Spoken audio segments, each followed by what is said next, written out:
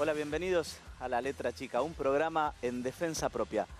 ¿Te pararon alguna vez con el auto en algún control?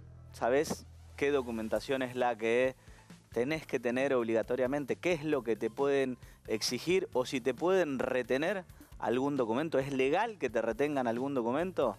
Bueno, en un ratito vamos a explicarte todo eso. Ya pasó, bueno, más de una semana larga del triunfo de Trump en Estados Unidos y hubo como todo un efecto positivo en los mercados de capitales y hay, digamos, toda una expectativa generada. Ahora, ya algunos, las cripto, por ejemplo, se vienen como amesetando y la pregunta que todos nos hacemos es ahora, ¿sigue la meseta? ¿Sigue una curva ascendente suave? ¿Se viene el descenso de todo? ¿Hay que vender todo corriendo? Bueno, Oscar Culari en un ratito responde todas esas preguntas. En este programa nos importa mucho los adultos mayores y especialmente la salud de los adultos mayores. Por eso vamos a seguir hablando con un especialista para que sepas qué es lo que tiene que cubrirte la obra social y cómo tenés que hacer para conseguir el reintegro si tuviste que pagar alguna factura. ¿Sabés qué son las comisiones médicas? La mayoría probablemente no, salvo que hayas tenido algún accidente laboral. Te lo voy a decir así. Es el único, y si no, uno de los poquísimos lugares donde si vos vas con tu abogado de confianza, ni siquiera lo van a dejar pasar. Si nos mirás, ya sabés lo que eso significa. Así que si tuviste un accidente en el laburo, presta atención, porque si no, te vas a encontrar con cosas como que te dicen que, no sé, perdiste un brazo y son 2,50. Pero eso sí, en todos lados va a encontrar cartelito que dice, usted no tiene que pagar honorarios de abogado. Guarda, acordate siempre que lo barato sale caro. Y en el Cholu Legal le damos descanso a Wanda y Icardi. Mirá que hicieron mérito para entrar también esta semana, pero hoy le toca a Marley, así que no vamos a hablar del tema que todos se imaginan. Van a tener que quedarse hasta el final y averiguar cuál es el tema del que vamos a hablar relacionado con Marley.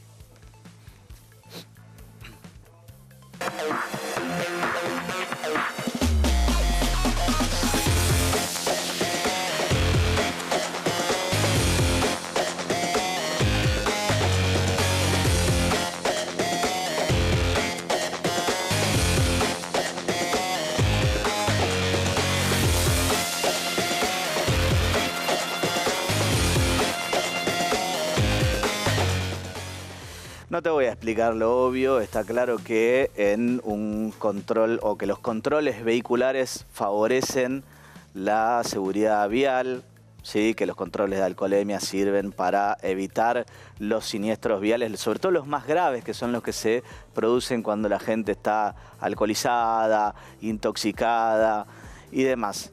Ahora, como todo, siempre en el juego de las instituciones está a dónde encontramos el equilibrio entre que no sea un descontrol, pero que tampoco estemos ante, digamos, un estado totalitario. Bien, eso es lo que vamos a discutir o lo que vamos a hablar hoy. Para que sepas bien, qué es lo que te pueden exigir, qué cosas no te pueden exigir. Y bueno, que estés preparado si te agarra un control, que si todo está bien, son unos minutos y seguís y te vas a tu casa.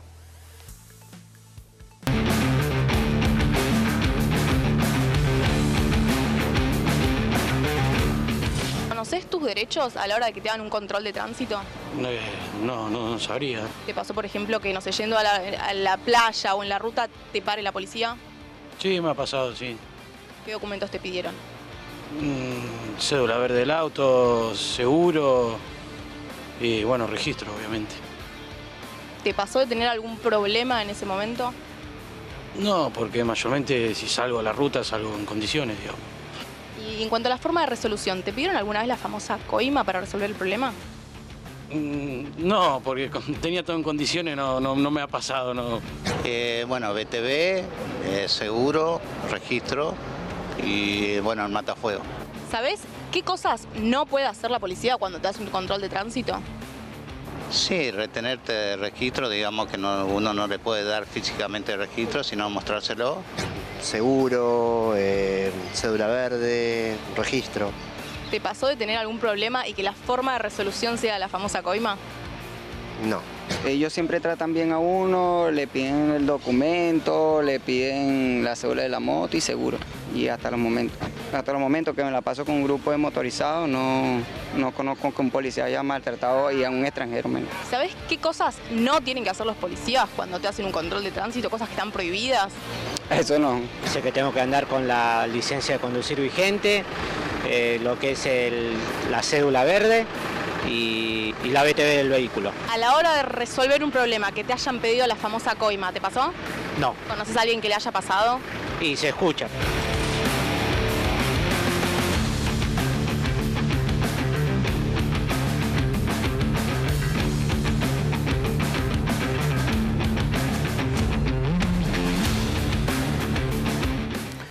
Doctora Gorostiaga, ¿qué es lo que hacemos si nos para la policía en la calle?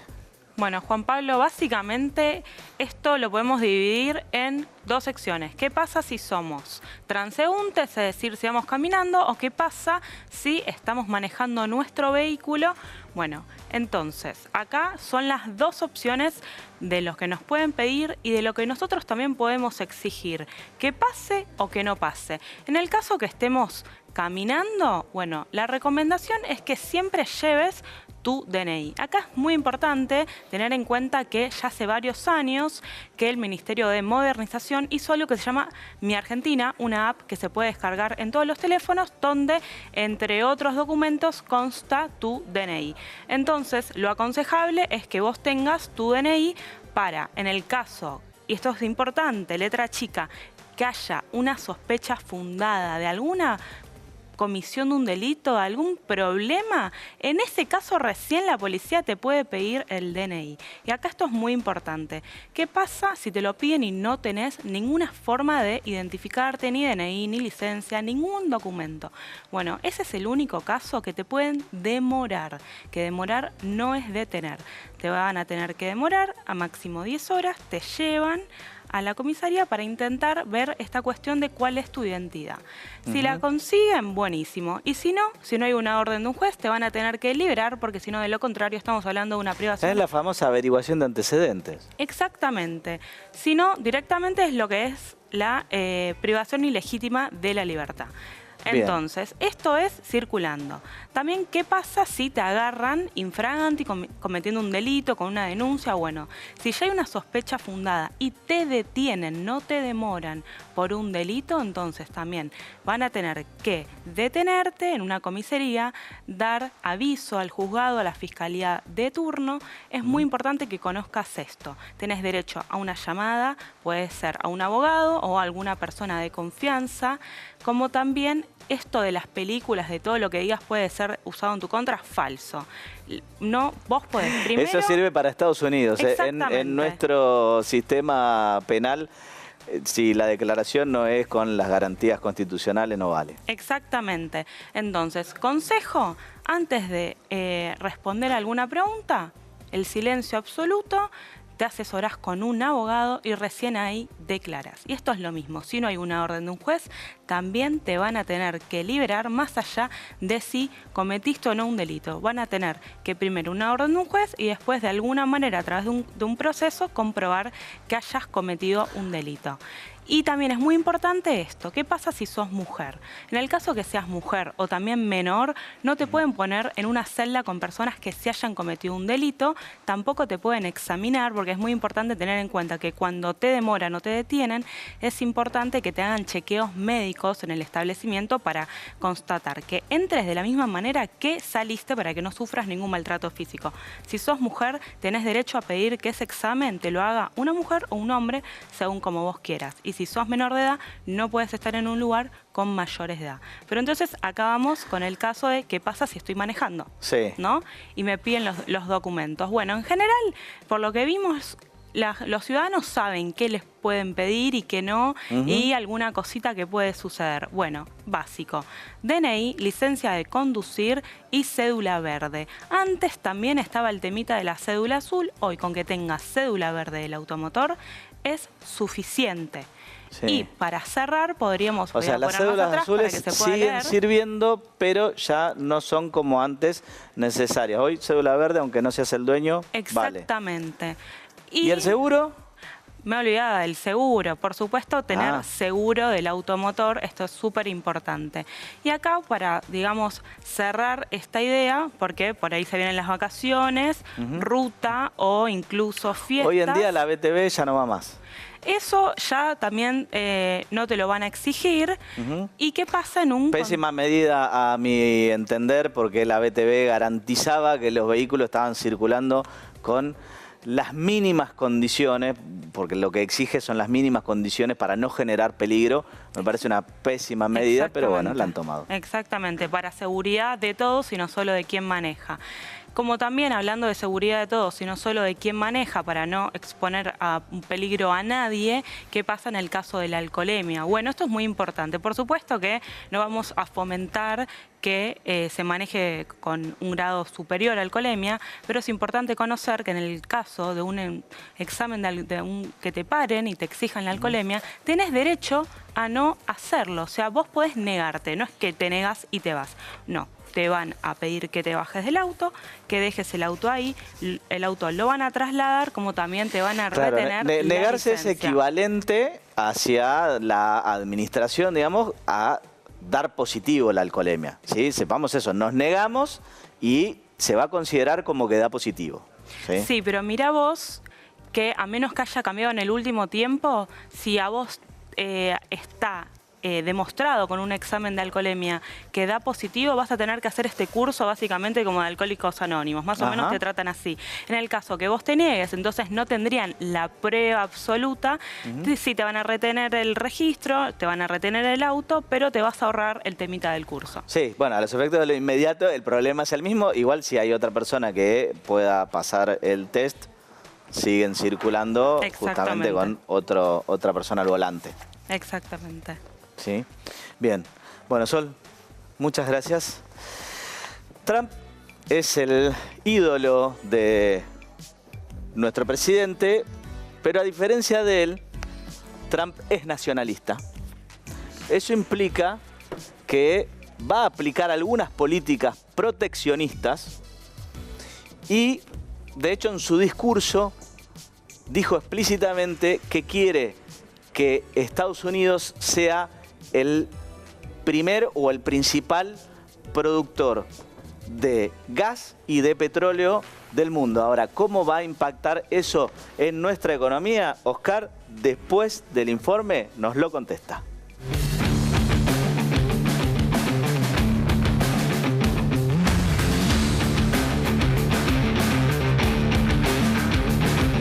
Nadie esperaba que Trump fuera elegido en la misma noche de la elección presidente y sin embargo fue elegido presidente electo. Nadie esperaba eso, me parece que es el triunfo de los grandes relatos sobre las pequeñas agendas, me parece que la economía sigue siendo la preocupación personal y la gente nos daba testimonio de eso, que votaban con el bolsillo. ¿Pero a la Argentina le conviene o no le conviene? Sí, claramente es una victoria porque es una apuesta, Milei sobre el gobierno de Estados Unidos, sobre cuál iba a ser el presidente, y acertó, básicamente. Si vos mirás en la historia de Trump, incluso con sus bancarrotas, él nunca perdió.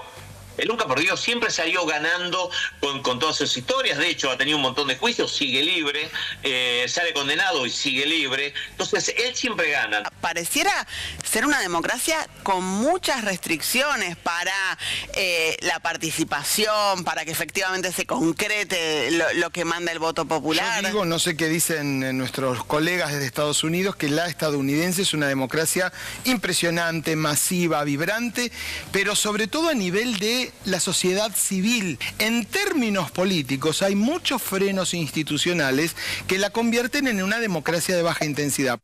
Mi prioridad es ser aliado de Estados Unidos. Donald Trump ya es con 277 electores, el nuevo presidente de Estados Unidos. Me animaría a decirles que será una presidencia, a modo de resumen, con muchísima fuerza, con muchísimo apoyo. Trump para Argentina, ¿cómo impacta esto en nuestra economía, en nuestra política? Piensa el presidente que puede convertirse en el gran socio de Donald Trump en América Latina. Milei coincide con la agenda de Trump casi totalmente.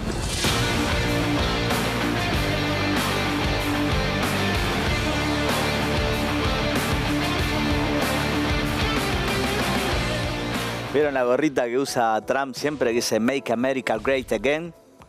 Hagamos América grande de nuevo. Y Milei dice, hagamos Argentina grande de nuevo también. Yo me pregunto, ese no incluye Latinoamérica, ¿no? Esa la sigla de la gorrita. No, es pensado para los americanos, para los estadounidenses. La razón de esta columna fue, me encontré a algunos streamers, marcando las características de que, por ejemplo, lo que íbamos a tener como uno de los grandes beneficios era poder ir a viajar a Brasil más barato. Se me ocurrió a partir de eso empezar a encontrar algunos puntos en común y algunos puntos que nos desunen de esta sociedad entre Trump y Milei.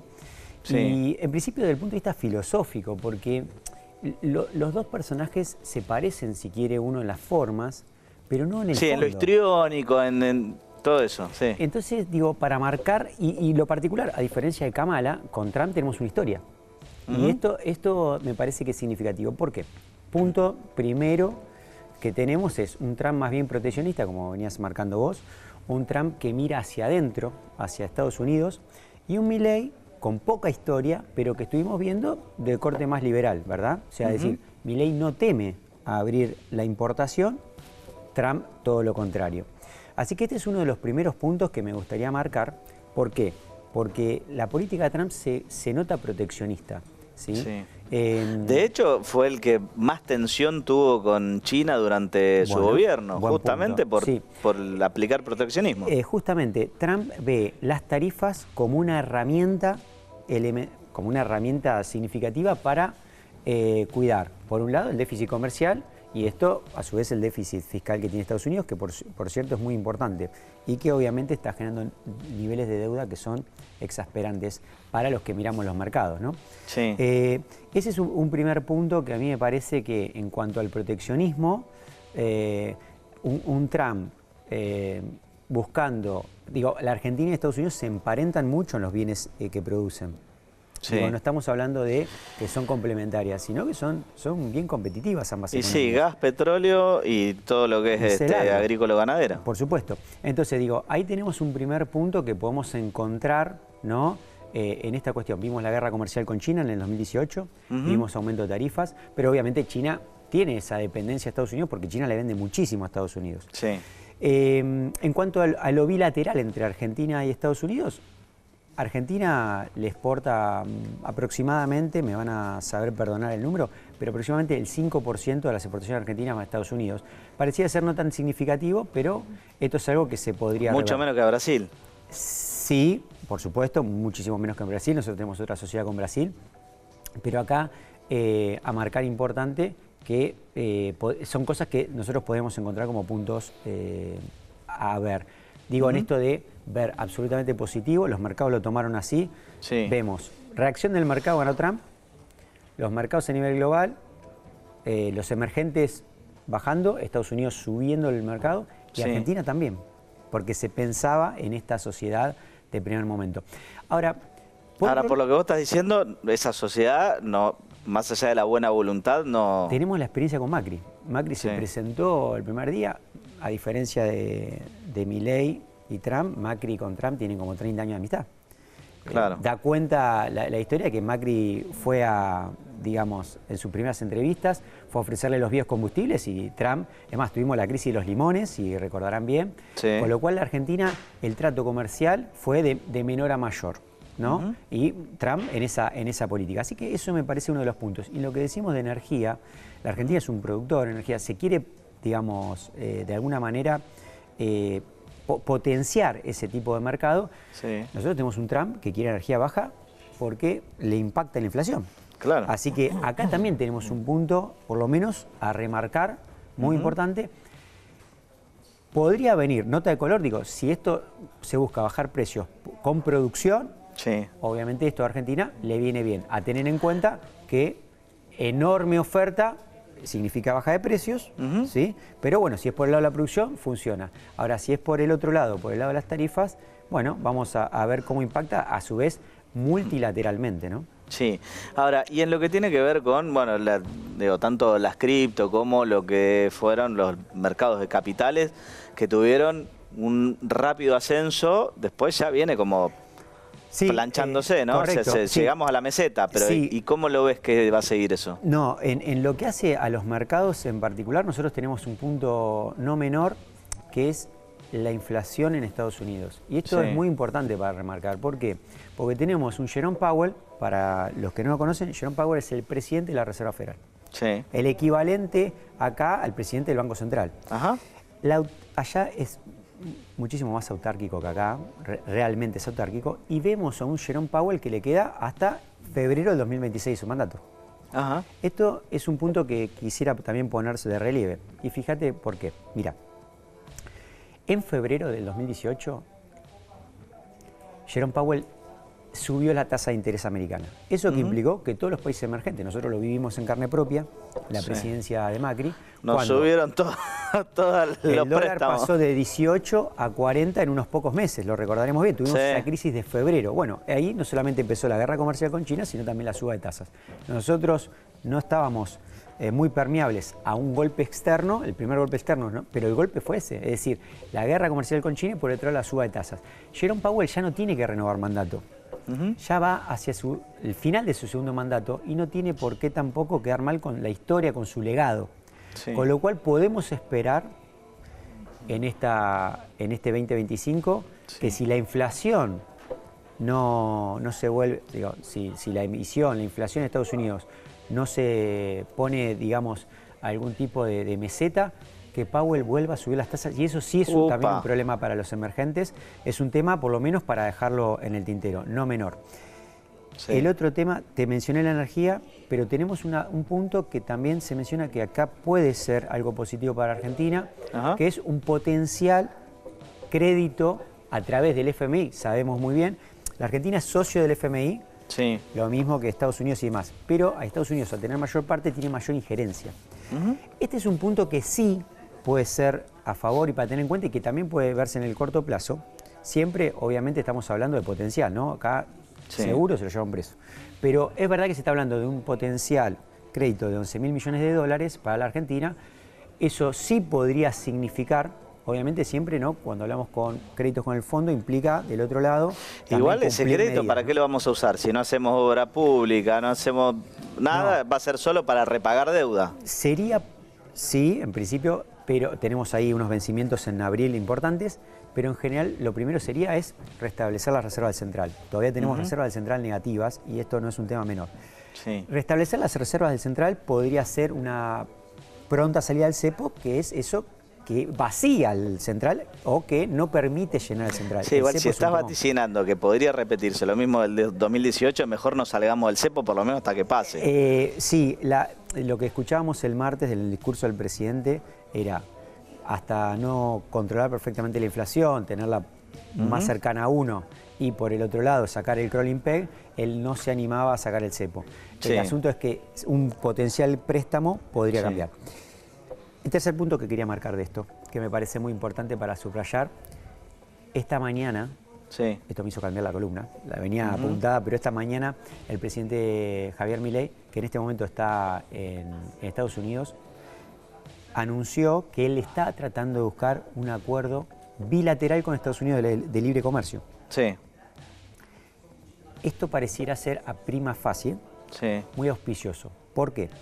Hemos visto... Eso ya la vimos con Menem, lo del ALCA. Sí, pero en realidad lo que pasa entre los acuerdos cuando son, digamos, de libre comercio es que en principio el país más débil económicamente... Siempre sale perjudicado. En el principio sale perjudicado, pero después levanta. Caso de México, digo... Hay un beneficio, vemos el caso de México, porque también tenemos la historia de México en 2008, muy importante, pero digo, México termina siendo un lugar, o el país más débil, termina siendo un lugar de mano de obra barata, ¿no es cierto? En México, todas las empresas automotrices se mudaron a México, empezó a crecer la industria en México, pero por otro lado también esa economía se empieza a volver un poco más dependiente. Y es lo que pasó en el 2008, es decir, en el 2008, cuando tuvimos la crisis de la hipoteca subprime, uno de los países que más lo sufrió fue México. ¿No? Es decir, el país primero empieza a crecer, empieza a traer inversión extranjera, porque está ese acuerdo de libre comercio, pero por otro lado genera esa dependencia, cosa que podría ser un tema a mirar. Pero esa es la parte, digamos, a priori positiva. ¿Cuál es el reparo, la letra chica de todo esto? Sí. Que nosotros estamos dentro del marco del acuerdo del Mercosur. El acuerdo con el Mercosur implica que las potencias no pueden celebrar, sin el acuerdo de los miembros del Mercosur, acuerdos de libre comercio con potencia extranjera. Fue el caso de Uruguay.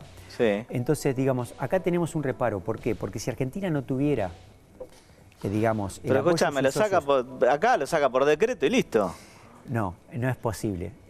¿Por qué? No es posible porque, bueno, lo que marca nuestra Constitución, primero que los acuerdos internacionales tienen rango de ese estilo, rango constitucional, los acuerdos internacionales. Sí. Y si bien el presidente puede hacer un acuerdo, ¿no? Y tiene la potestad para hacerlo, se lo da el 99 de la Constitución, el tema es que todos esos acuerdos internacionales necesitan ratificación del Congreso. ¿De lo cuánto? Que marca el 75. En el caso de un acuerdo de libre comercio que tiene aranceles, pensemos en los aranceles como, digamos, materia impositiva, requeriría una mayoría especial, una mayoría absoluta. Que no son los 87 héroes. Que no son los 87 héroes, sería exactamente por lo menos 129. Bien, o sea que no está nada fácil. No está sencillo. Tenemos el tema de, por un lado... Tenemos que irnos al corto, Oscar. Ah, bueno. Sácate. Cerramos, cortito nada más. Tenemos por un lado, digamos, estos beneficios, todos estos contrapuntos para ver. Es prometedor, será a mediano plazo y tenemos bastantes cosas por resolver antes que eso. Bien, Oscar, muchísimas gracias. Ahora me voy a dar un pequeño gustito, que es el siguiente. Vieron que los políticos en general te dicen, bueno, que hay que ir a la educación pública o a la salud pública, pero van todos a la privada. Bueno, yo lo que les voy a decir a los que por ahí están pensando en a dónde mandar sus hijos al secundario, les voy a recomendar que hagan exactamente lo mismo que yo. Y como padre baboso, ahora van a ver un video donde la primera que aparece es mi hija.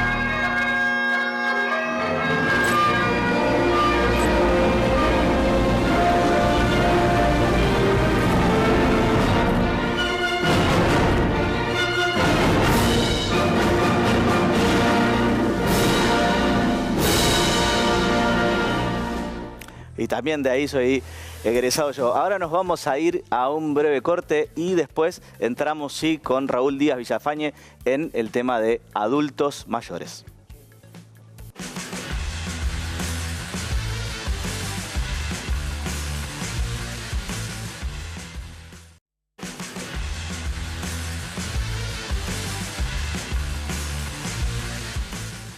Hace algunos programas te hablamos de la PMO o el PMO, que es el programa médico obligatorio, y vos decís, bueno, lo escuchás y decís con qué se come, ¿no? Pero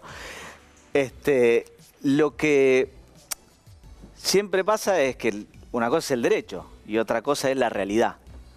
Y entonces acá estamos nosotros siempre para que vos sepas cómo ejercer ese derecho y que con lo que te tienen que cumplir no te pasen a valores. Mirá el informe.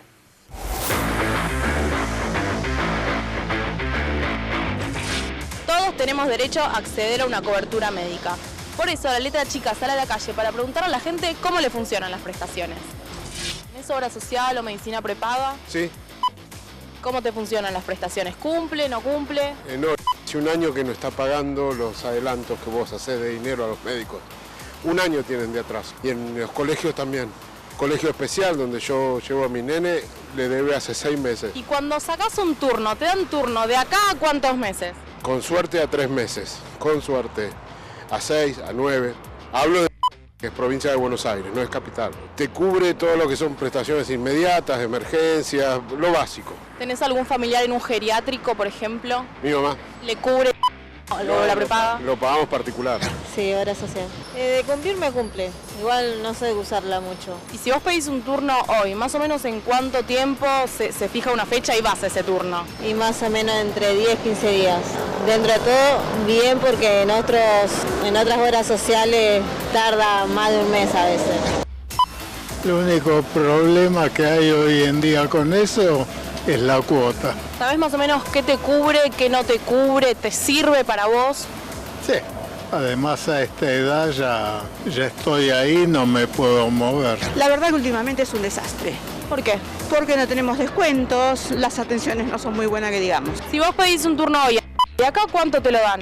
Uy, el turno lo puedo tener enseguida, pero para que te atiendan tenés que hacer una cola muy grande, tenés que esperar mucho. Me cuesta mucho conseguir turnos. No te dan turno. Tenés que volver a llamar, pedir, y si hay, te dan, si no, tenés que esperar el próximo mes.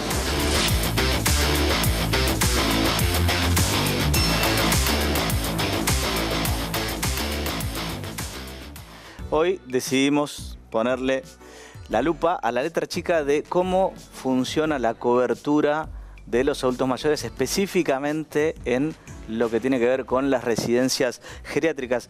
Raúl, ¿qué es lo que tienen que cubrirte y quiénes pueden exigir esa cobertura? Te comento, Juan. Bueno,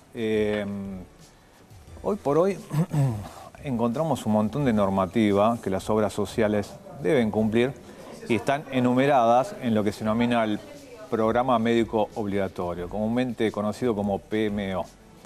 Por otro lado, como ya sabemos, los agentes de seguros de la salud, que son las obras sociales y las empresas de medicina prepaga, al momento de cumplir, de abonar, empiezan a generar obstáculos en cuanto a lo que está dentro y lo que está fuera del PMO, o sea, de ese listado de prestaciones y ese listado de medicamentos.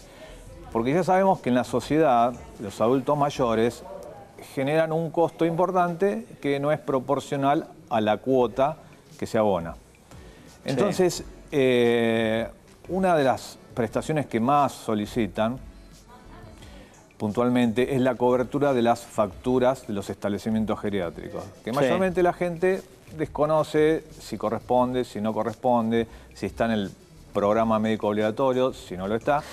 Entonces comienza administrativamente, tímidamente, a solicitar la posibilidad de que la obra social asista económicamente frente a esta situación disvaliosa. O sea, vos tenés, tanto PAMI como otras obras sociales, por un lado lo que sería los establecimientos que tienen incluidos en su cartilla, pero vos podés ir por otros establecimientos. Exactamente. Bien. Pero bueno, para ampararse en el ejercicio de ese derecho, puntualmente hay que cumplir un requisito que es ser poseedor o titular del certificado de discapacidad.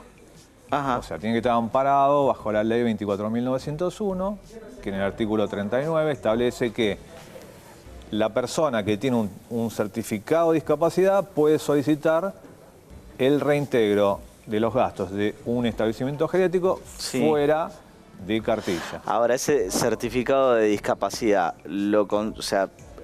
entiendo que la mayoría de los adultos mayores, cuando ya llegaron a un estado, si se quiere, de deterioro físico, lo deberían poder conseguir.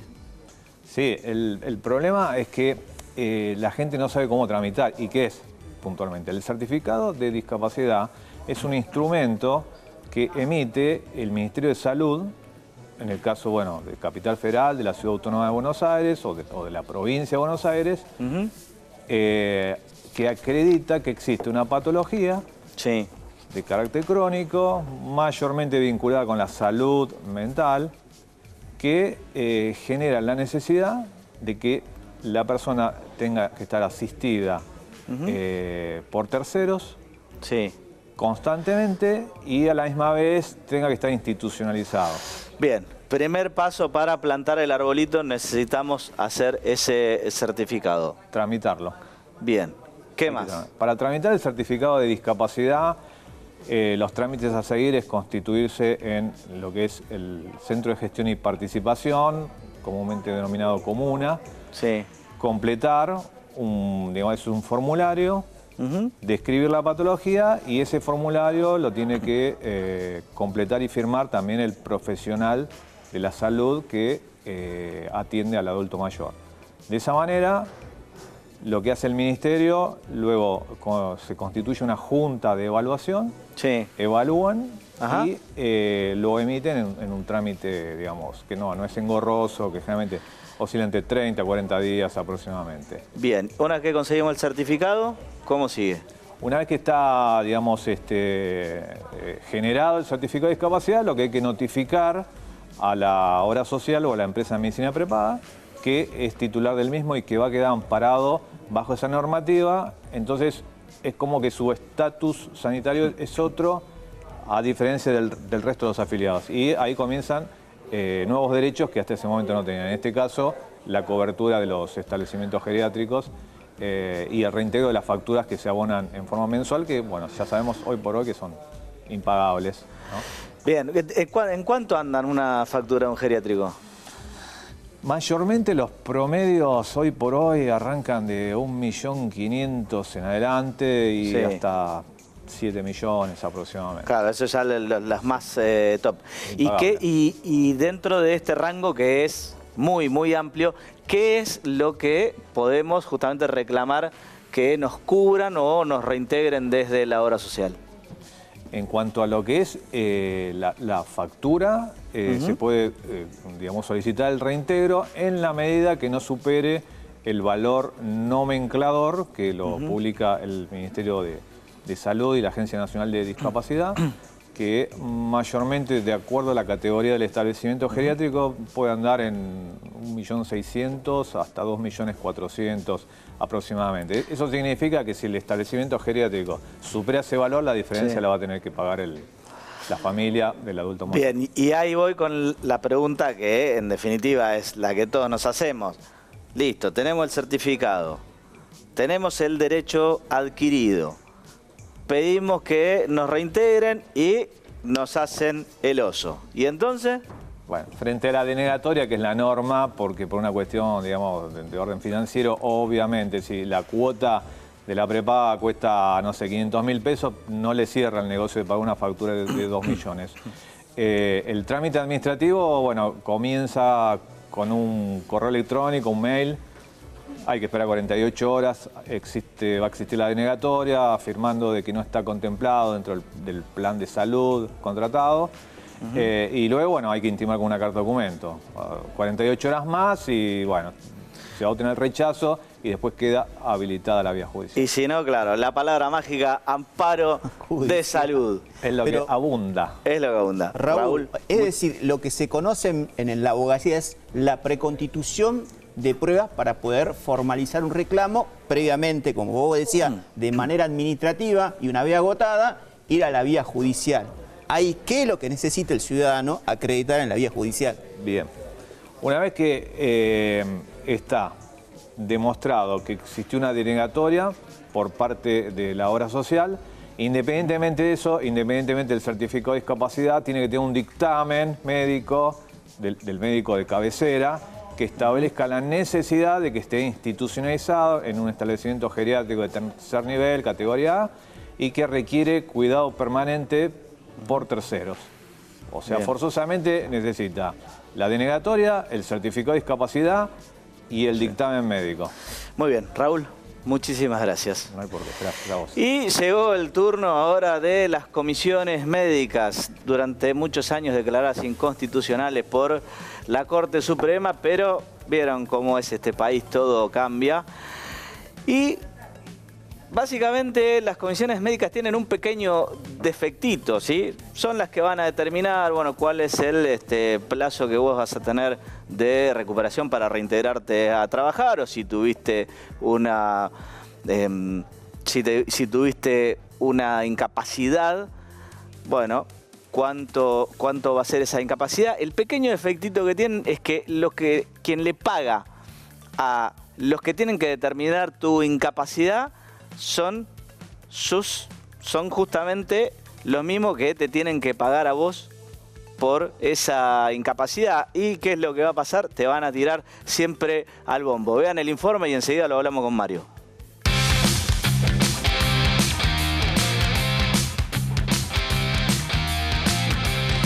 ¿Tuviste alguna vez un accidente laboral? Sí, alguna vez he tenido, sí. Estaba yendo para el trabajo y chocó el colectivo una vez. ¿Tu trabajo te reconoció el accidente? No, para nada. ¿Cómo resolviste el problema? No, por mi cuenta, simplemente por mi cuenta.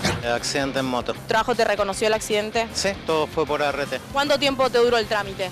6 meses por lo menos. ¿Y te pagaron durante ese proceso? ¿Te pagaron tu trabajo? Sí, sin problema. Tengo una empresa constructora, así que tenemos bastantes. ¿De qué forma pueden hacer el reclamo si tienen algún accidente laboral? Y a la RT. ¿Suelen cumplir? ¿Suelen no cumplir? Si el accidente es una soncera, se cortan, algo así, cumplen sin problemas. Cuando es grave, empiezan los problemas. ¿Más o menos cuánto tarda el trámite? ¿Tenés una idea? No, el trámite no tarda, vos lo mandás y lo resuelven. El tema es cuando rechazan al accidentado. Ahí se pone muy difícil la cosa. ¿Por qué? Porque lo rechazan y lo dejan en banda, o sea, no lo atienden. Entonces ahí la persona queda desamparada. Yo me hago cargo de los sueldos, pero nadie lo cura. Tengo una persona que hace meses que está accidentada y no puede trabajar y nadie lo atiende. Ni la RT ni la obra social. Mi papá se lastimó una vez el pie. ¿Qué le pasó? Se le cayó como una placa de hierro o algo así en el pie, de un portón creo que era. ¿La RT le reconoció, su trabajo le reconoció lo que le pasó, lo cubrieron? Lo cubrieron y cuando volvió lo echaron. Después cobró un juicio, pero bueno, 1000 años después. Sí. ¿Cómo fue el proceso judicial? ¿Cuánto tardó? Si no me equivoco, 2 años, algo así, sí, bastantes.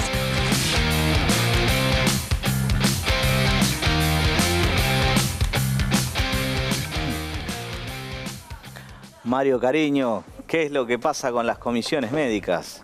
Bueno, las comisiones médicas, señores, es así. Las comisiones médicas funcionan dentro de lo que es la estructura del Poder Ejecutivo. Una cosa es el Poder Judicial y otra cosa es el Poder Ejecutivo. ¿Qué es lo que está pasando a ver con las comisiones médicas? Si usted tuvo un accidente o una enfermedad laboral, el paso previo ante las comisiones médicas es obligatorio por ley, ¿sí? Pero bueno, acá se abrió una discusión porque jurisprudencialmente en su momento, hace un par de años, la mayoría de los reclamos se presentaban ante la justicia. Sí. ¿Por qué? Porque eso te garantizaba tener la posibilidad de probar dentro de un expediente realmente lo que pasa con un accidente y determinar efectivamente la incapacidad real e integral, tanto física como psicológica, por intermedio de un juez, el juez natural de la causa. Sí. Esto, lamentablemente, se cambió a través de una ley que es la famosa 27348. No obstante ello, los abogados, y algunos reclamos en particular, siguieron planteando el reclamo ante la justicia. Sí. ¿Sí? Con lo cual, la comisión médica, por esta ley, como decía anteriormente, quedaron instauradas como obligatoria, como paso previo. Sí, para habilitar la instancia judicial. Exacto. Hace pocos días salió una resolución de la Corte Suprema de Justicia de la Nación. El señor Roberto reclamó por un accidente de trabajo que sufrió en el año 2019. Sí. 2019. 5 añitos. Así es. ¿Qué pasó? Este señor no pasó por las comisiones médicas. El objetivo era obtener una indemnización por el accidente. Se cayó bajando del camión, era un chofer de camión. Ajá. Se lastimó la rodilla y lamentablemente no pudo trabajar por bastante tiempo.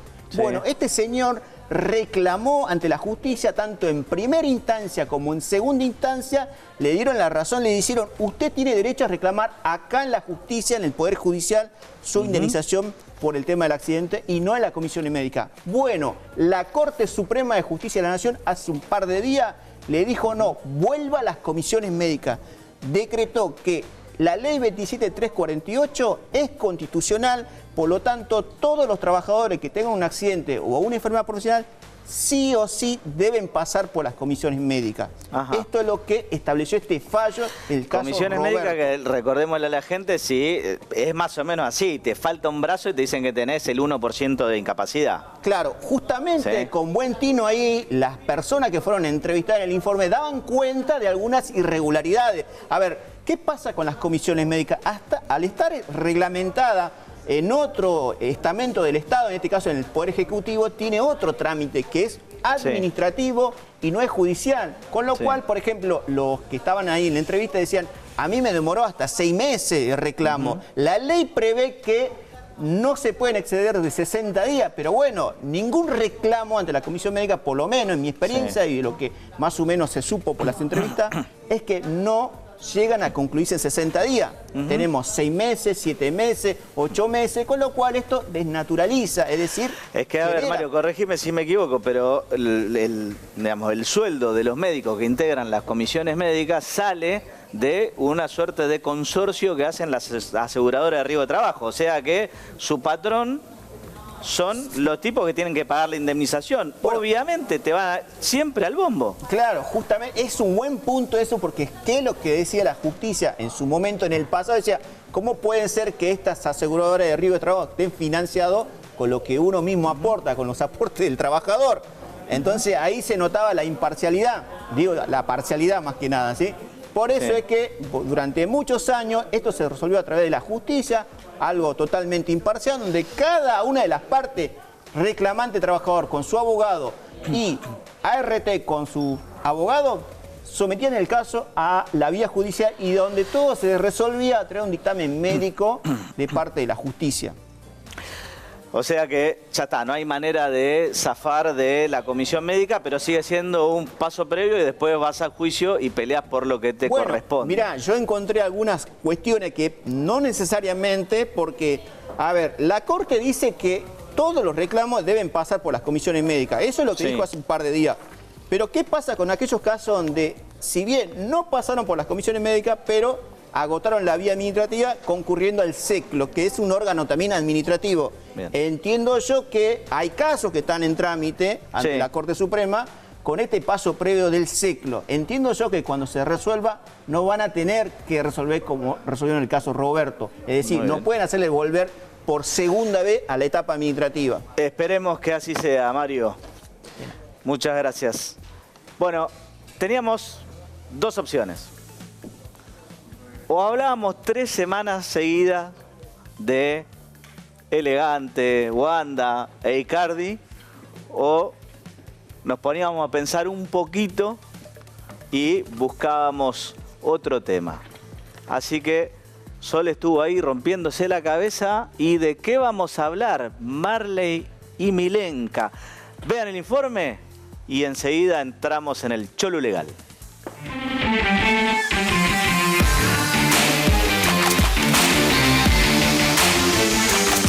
Vamos a hablar de Marley. Sí, es verdad, voy a ser papá en enero. Una niña, se llama Milenka. Después de 6 años, Marley decidió que iba a ser papá otra vez.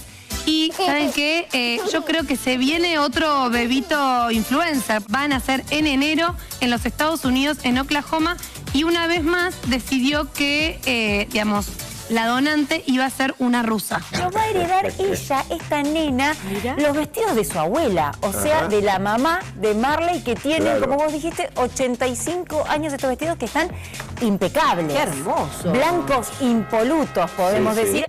La mujer que alberga al hijo no le aporta ningún contenido genético. No es la donante. No es, o sea, claro, no es la donante. El tema sería así para pasarme un poco en limpio, y perdón la bruteza. Se inseminan el embrión. Exacto. Entonces es como que, a ver, está, por supuesto, la parte que dona Marley, la parte, en este caso, del óvulo de la mujer rusa, y con el embrión ya fecundado se lo implantan a una tercera persona, que sería este caso la mujer que está en Oklahoma. Subrogado. Que es el vientre subrogado.